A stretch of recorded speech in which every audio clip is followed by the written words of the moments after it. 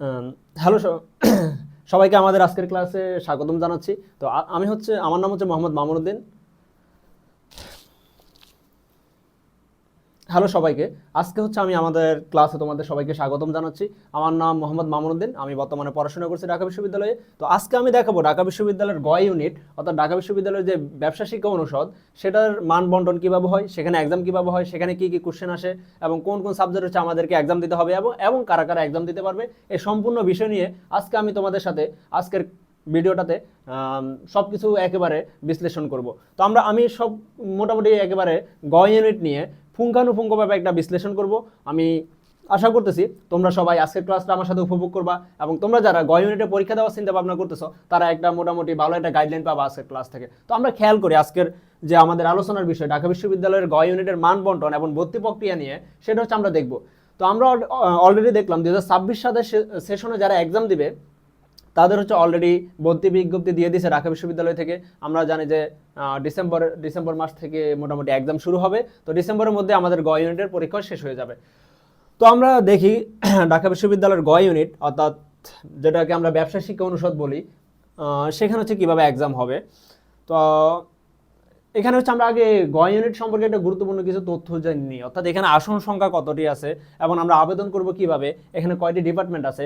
এখানে টোটাল আমাদেরকে 1050টা আসন আছে, অর্থাৎ তোমরা যারা গ ইউনিটে এক্সাম দিবা তারা হচ্ছে 1050টা আসনের জন্য তোমরা লড়াই করবা। অর্থাৎ যাদের মেরিট পজিশন 1050-এর ভিতরে থাকবে তারা হচ্ছে মোটামুটি এখানে আসন নিশ্চিত করতে পারবে। এবং বলা হয়ে থাকে ঢাকা বিশ্ববিদ্যালয়ের মধ্যে সবচেয়ে কম্পিটিটিভ ইউনিট যেটা, সেটা হচ্ছে গ ইউনিট, বা যেটাকে আমরা বিবিএ বলি, ব্যাচেলর অফ বিজনেস অ্যাডমিনিস্ট্রেশন। এখানে নর্মালি বলা হয়ে থাকে যে এখানে হচ্ছে কেউ আসন ছাড়তে চায় না, অর্থাৎ কারো পজিশন 1050তম, কিন্তু আরেকটা বিশ্ববিদ্যালয়ে সে 10তম হয়েছে, তারপরে কিন্তু সে ঢাকা বিশ্ববিদ্যালয়ের যে গ ইউনিট এটার সিটগুলো ছাড়তে চায় না, কারণ এখানে যে 9টা ডিপার্টমেন্ট আছে সবগুলো ডিপার্টমেন্টের ভ্যালু মোটামুটি কাছাকাছি।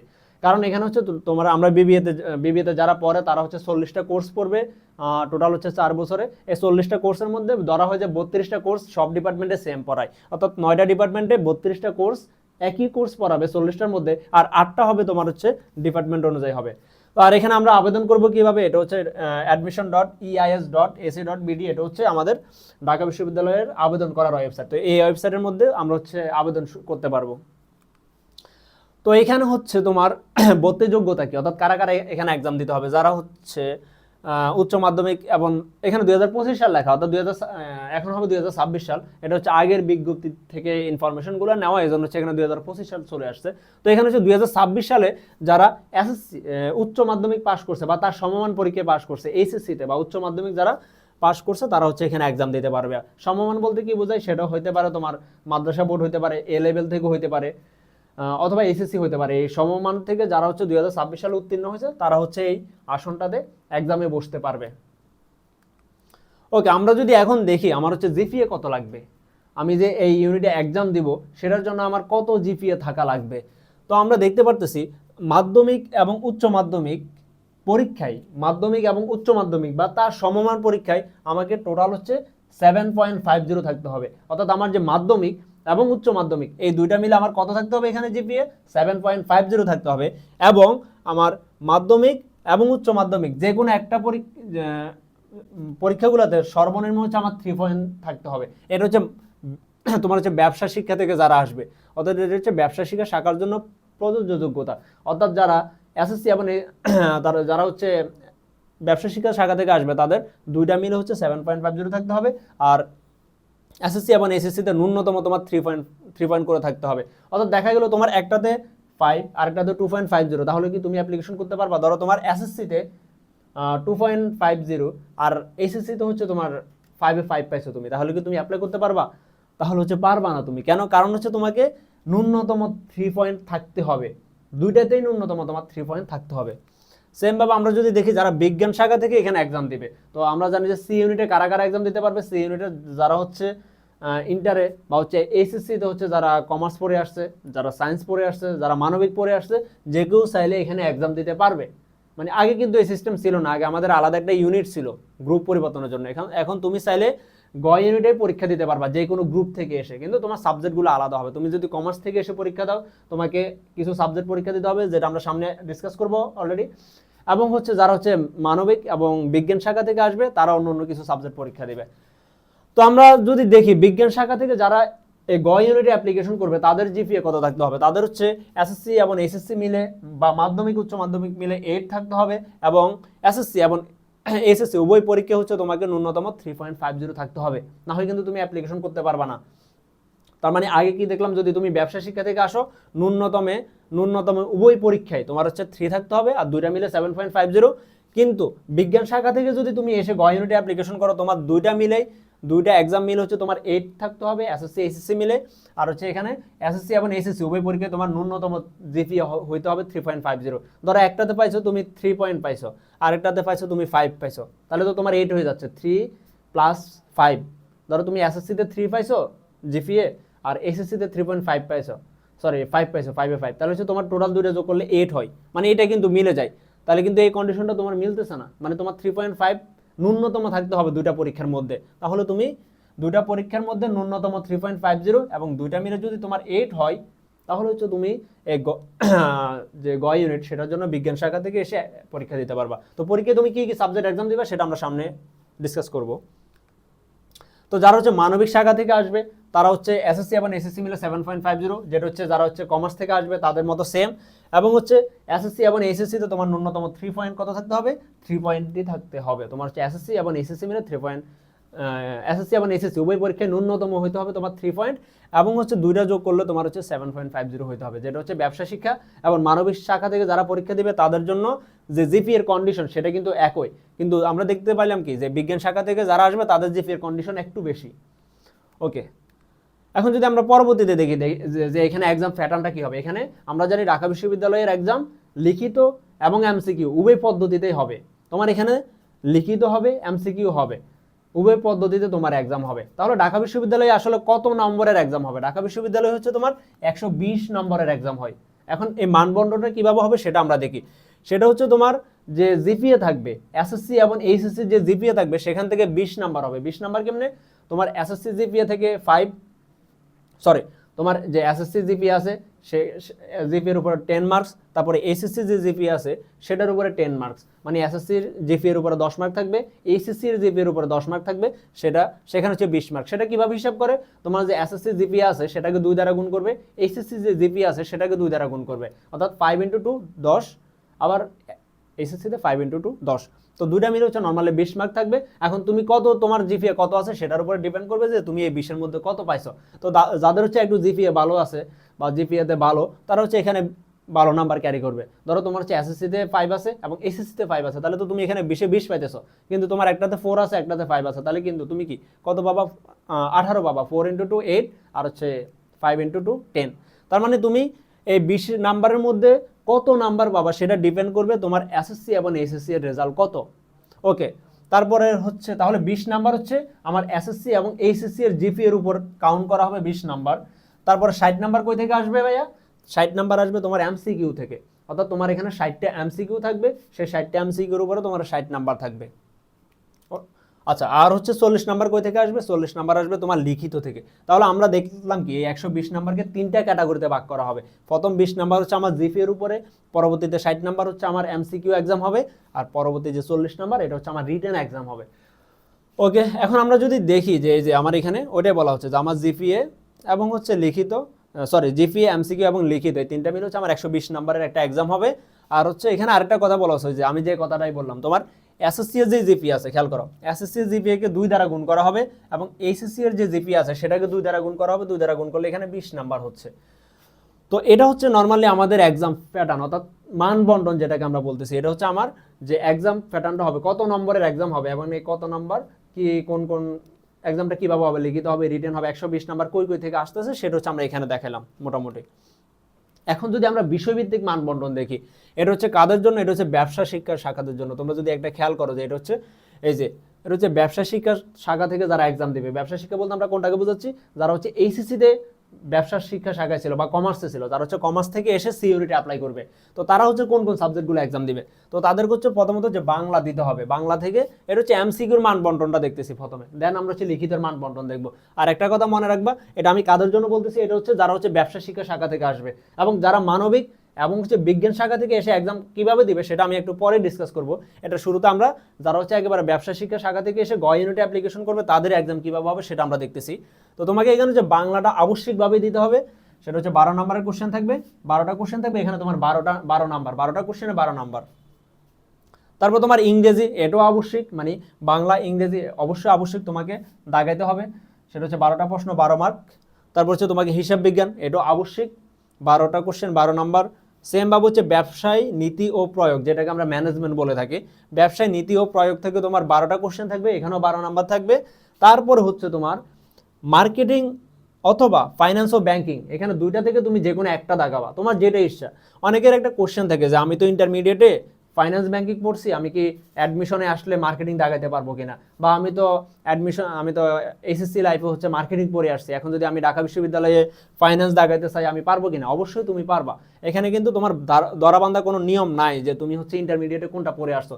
তোমার মন চাইলে তুমি মার্কেটিং দাগাইতে পারো, অথবা তোমার মন চাইলে তুমি ফিনান্স অথবা ব্যাংকিং দাগাইতে পারো, যে কোনো দুইটা থেকে তোমাকে একটা দাগাইতে হবে, দুইটা দাগানো যাবে না। তার মানে বাংলা, ইংরেজি, হিসাব বিজ্ঞান, ব্যবসায় নীতি ও প্রয়োগ, এই 4টা বিষয় হচ্ছে আমার আবশ্যিক। তারপর হচ্ছে আমি চাইলে মার্কেটিং দেখাতে পারবো, অথবা আমার মন চাইলে আমি ফিনান্স ও ব্যাংকিং দেখাতে পারবো, অর্থাৎ যেটার আমার প্রিপারেশন আছে সেটা আমি এখান থেকে যে কোনো দুইটা থেকে একটা দাগাবো। আর এখানে আমরা কি দেখলাম, এখানে টোটাল আমাকে 5টা সাবজেক্ট এক্সাম দিতে হবে, তাহলে 5টা সাবজেক্টের উপর আমার এমসিকিউ আসবে, প্রতিটা সাবজেক্ট থেকে হচ্ছে 12 মার্ক করে, টোটাল হচ্ছে আমার এভাবে 60 মার্ক হচ্ছে কোশ্চেন আসবে, 5টা বিষয় থেকে 12টা কোশ্চেন করে টোটাল 60 মার্কের একটা এমসিকিউ এক্সাম হবে। এটা হচ্ছে কাদের জন্য? যারা ইন্টারমিডিয়েটে কমার্স পড়ে আসবে। এখন তাহলে যারা ইন্টারমিডিয়েটে কমার্স পড়ে আসবে তাদের রিটেন এক্সাম কিভাবে হবে? এখন রিটেনটা যদি আমরা দেখি, এখানে আমাদের একটু কিছু ভুল আছে, দেখো এখানে মানবন্টনটা কিছুটা মিস্টেক আছে, আমি ঠিক করে দিচ্ছি। এখানে যদি আমরা দেখি,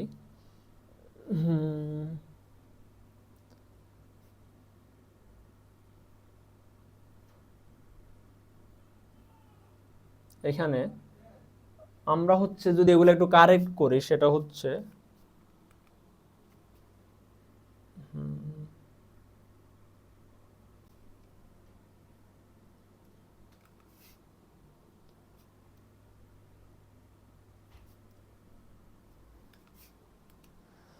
এখানে তো তোমার যেটা অনুবাদ বাংলা থেকে ইংরেজি, এখানে কিন্তু 5 নাম্বার না, এখানে 4 নাম্বার থাকবে, অর্থাৎ এখানে কিন্তু আমাদের একটু ভুল আছে স্লাইডটাতে। সেটা হচ্ছে আমাদের এখানে 4টা কোশ্চেন থাকবে, অর্থাৎ বাংলা থেকে তোমাকে ইংরেজিতে অনুবাদ করতে বলবে, 4টা কোশ্চেন দিবে, 4টা কোশ্চেন এখানে 4 নাম্বার হবে।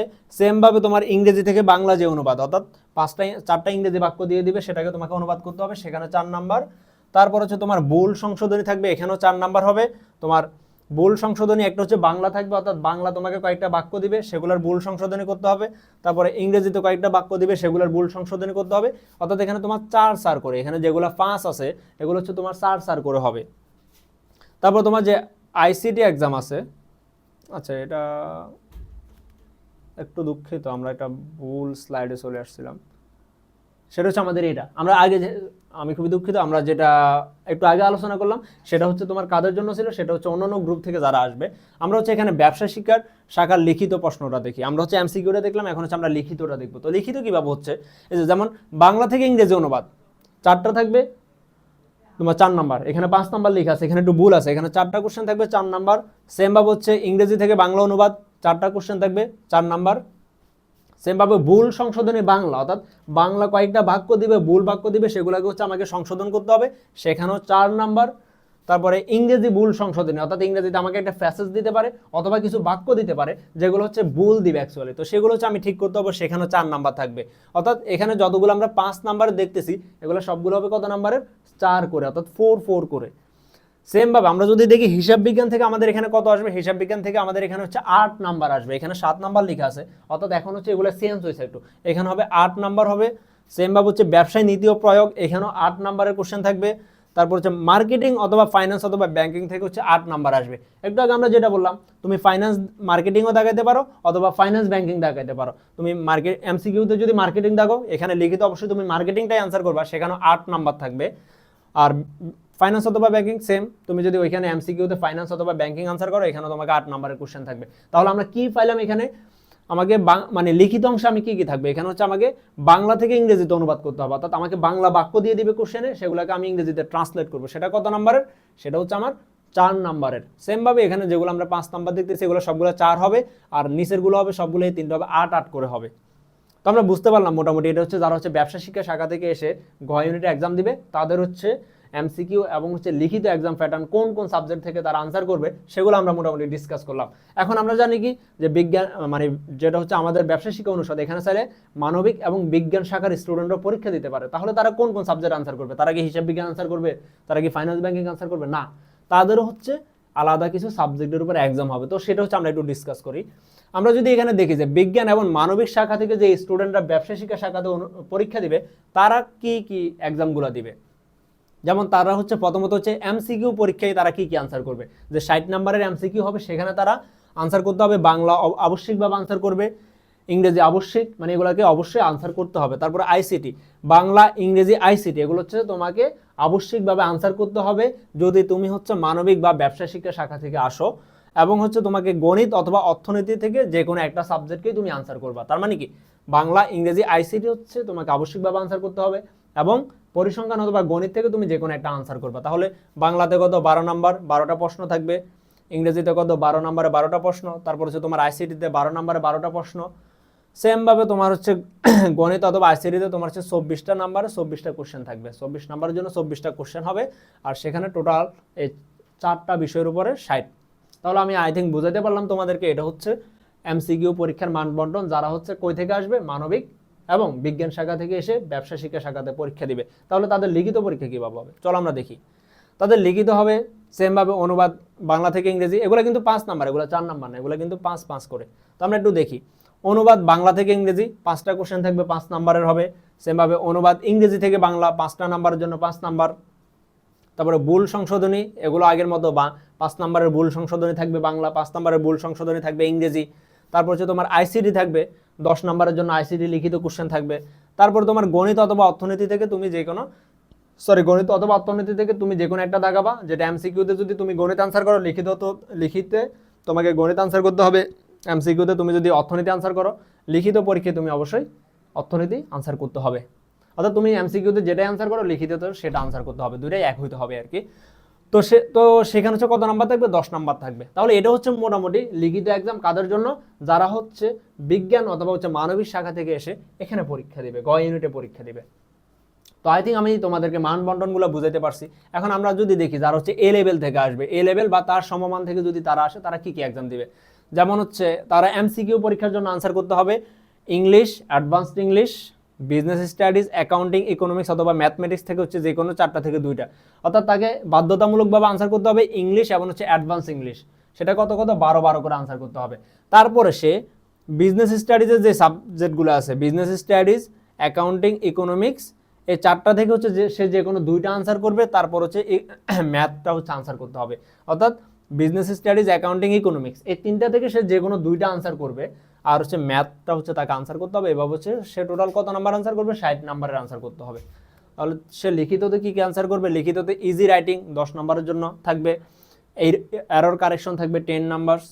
বিজনেস স্টাডিজ যে সাবজেক্টগুলো আছে এগুলো থেকে সে যে কোনো 2টা আনসার করবে 10 করে। আর একটা হচ্ছে তাকে ম্যাথ আনসার করতে হবে, ম্যাথ হচ্ছে যে কোনো 2টি থেকে তাকে যে কোনো 2টি হচ্ছে সে আনসার করবে। বিজনেস স্টাডিজ, অ্যাকাউন্টিং, ইকোনমিক্স এগুলো সে যে কোনো 2টা করে আনসার করতে হবে আর কি। তো এটা হচ্ছে মোটামুটি যারা হচ্ছে এ লেভেল বা তার সমমান থেকে আসবে তাদের জন্য হচ্ছে কোশ্চেন প্যাটার্ন। তো মোটামুটি এতটুকুই ছিল আজকের আমাদের। এটা হচ্ছে ন্যূনতম শর্তাবলী কি, তোমাকে হচ্ছে গ ইউনিটে যারা এক্সাম দিবা তাদেরকে হচ্ছে ইংরেজি অংশে ন্যূনতম 5 পাইতে হবে। এখানে এটা খুবই একটা স্ট্রিক্ট নিয়ম। তুমি ধরো বাংলাতে 1 পাও সমস্যা নাই, হিসাব বিজ্ঞানে 1 পাও সমস্যা নাই, অন্যান্য সব সাবজেক্টে তুমি 1 নাম্বার 2 নাম্বার যাই পাও কোনো সমস্যা নাই, কিন্তু তোমাকে ইংরেজিতে ন্যূনতম 5 নাম্বার উঠাইতে হবে, না হয় তুমি ফেল। ধরো তুমি ইংরেজিতে 5 পাইছো আর বাকি সবগুলোতে 0 পাইছো, তারপরে তুমি ঢাকা বিশ্ববিদ্যালয়ের যে সি ইউনিট এখানে তুমি পাস করবা, কিন্তু সবগুলো সাবজেক্টে তুমি ফুল নাম্বার পাইছো কিন্তু ইংরেজিতে তুমি 4 পাইছো, মানে 5-এর কম পাইছো, তাহলে তুমি ফেল করবা। তার মানে তোমার এখানে সত্য একটাই সি ইউনিটের, সেটা হচ্ছে ইংরেজিতে তোমাকে ন্যূনতম 5 পাইতে হবে, না হয় তোমার রিটেন খাতা দেখবে না। তোমার রিটেন খাতা তখনই দেখবে যখন তুমি পাস করবা। পাস করবা কখন? যখন তুমি ইংরেজিতে ন্যূনতম যে নাম্বার 5 নাম্বার উঠাতে পারবা সেটা। আর একটা হচ্ছে এমসিকিউ অংশে মোটামুটি 24 নাম্বার পেতে হয়, তারপরে লিখিত অংশের ন্যূনতম নাম্বার হচ্ছে 11, এগুলো হচ্ছে আলাদা আলাদাভাবে পাস মার্ক, 2টা মিলে হচ্ছে আমাকে ন্যূনতম 40 পেতে হবে। তারপরে কিন্তু এখানে হচ্ছে যারা উত্তীর্ণ হবে তাদের হচ্ছে 3 গুণ বেশি খাতা মূল্যায়ন করা হবে আর কি, এরকম করে এটা দেখা হয় আর কি যে কতটা খাতা দেখবে। আর আমরা জানি যে এখানে নেগেটিভ মার্ক আছে, অর্থাৎ 4টা কোশ্চেন ভুলের জন্য হচ্ছে আমাকে 1 নাম্বার কাটতে হবে, তাহলে প্রতিটা ভুল উত্তরের জন্য -2.50 করে কাটবে আর কি।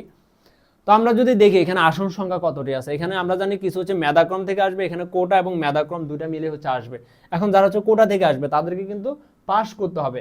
ধরো একজন স্টুডেন্ট সে হচ্ছে পাস করতে পারে না, তাহলে কি সে কোটা থেকে চান্স পাবে? না, ভুলও পাবে না।